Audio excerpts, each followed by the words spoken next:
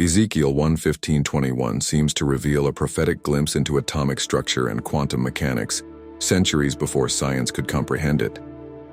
Ezekiel's wheels, a subatomic blueprint.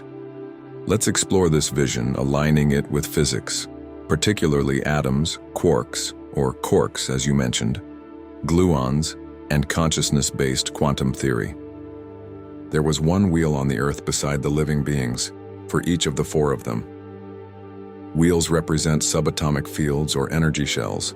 One beside each suggests every living entity is entangled with a corresponding field wheel, akin to electrons orbiting nuclei or quantum fields hovering alongside particles.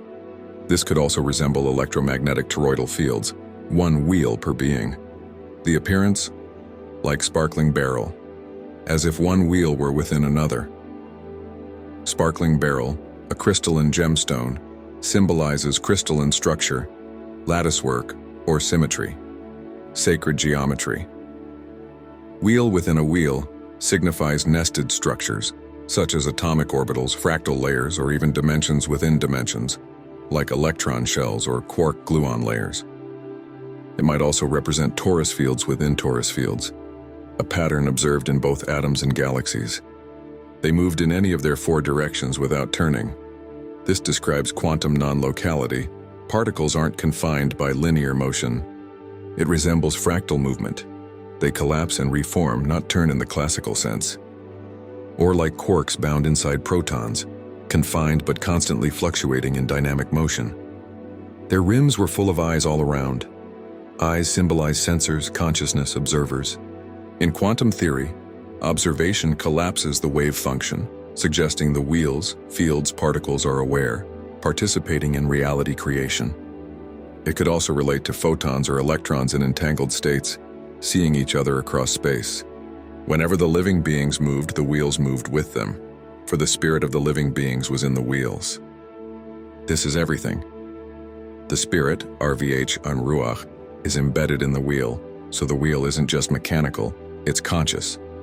This echoes quantum consciousness, the soul spirit embedded in the field traveling as part of the system. In string theory terms, the energy vibrations, strings, and their conscious observers, beings, are entangled.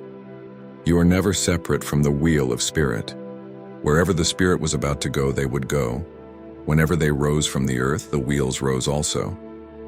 This sounds like quantum coherence or entanglement. The spirit determines motion, and the matter follows, not the other way around. The body doesn't move without the field's alignment. This is spirit-first physics. Like gluons binding quarks, the wheels glue the living beings to direction and movement. Your comparison. Sounds like an atom and quarks connected by gluons?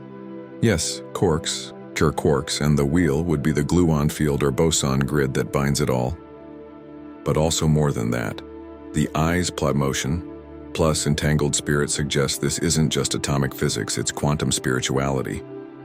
Kabbalah echoes. In Kabbalah, Ophanim, wheels. Angelic beings that rotate around the divine throne, they're record keepers and time wheels. They connect Yesod, foundation, to Keter, divine crown, meaning they bridge matter and divine will. The eyes reflect the Sephira of Chokmah, wisdom, divine awareness embedded in structure. In essence, you just connected Ezekiel's vision to wheels that resemble atoms with connected fields as divine consciousness. Wheel within wheel. Nested particles or possibly other dimensions. They are fractals of creation, full of eyes, the observer, and how God uses them to quantum collapse things into being. This shows awareness of God as these angels. Move without turning.